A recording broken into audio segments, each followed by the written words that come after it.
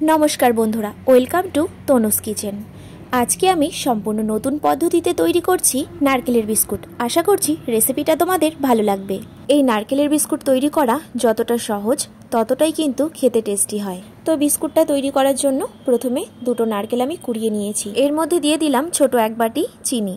এরপর নারকেলটাকে খুব ভালোভাবে চিনির সঙ্গে মিশিয়ে নেব। নারকেলটা চিনির সঙ্গে খুব ভালো করে মেশানো হয়ে গেলে দিয়ে দিচ্ছি আমি একই বাটির হাফ বাটি পরিমাণে একটু ভেঙে নেওয়া চীনা বাদাম, আর দিয়ে দিচ্ছি সেই একই বাটির পরিমাণের এক বাটি ময়দা আর স্বাদমতো লবণ দিয়ে আবারও খুব ভালো করে মেখে নিচ্ছি।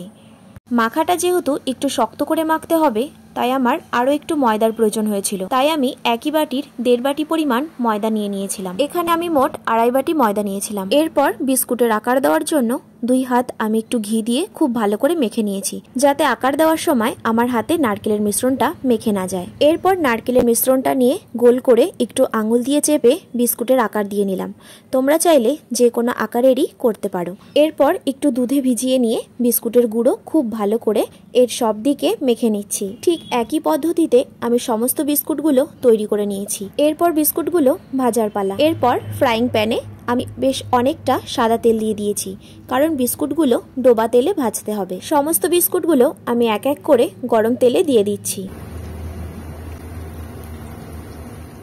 বিস্কুটের এক পাশ ভাজা হয়ে গেলে অপর দিকটা উল্টে দিচ্ছি। এখানে একটু সময় ধরে বিস্কুটগুলোকে ভাজতে হবে। বেশি তাড়াহুড়ো করলে বিস্কুটগুলো ভেতরের দিক থেকে কাঁচা থাকবে। আবারও বিস্কুটগুলোকে উল্টে দিচ্ছি। এইভাবেই ঠিক উল্টে পাল্টে বিস্কুটের দুই পাশই বেশ সোনালি করে ভেজে নিতে হবে।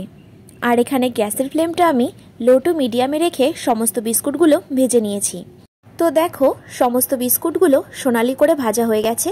এবার আমি নামিয়ে নিচ্ছি।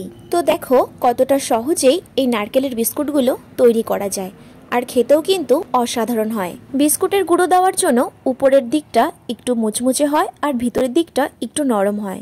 এর জন্য কিন্তু খেতেও অসাধারণ লাগে। আশা করছি রেসিপিটা ভালো লেগেছে। আজকে এই পর্যন্তই। টাটা।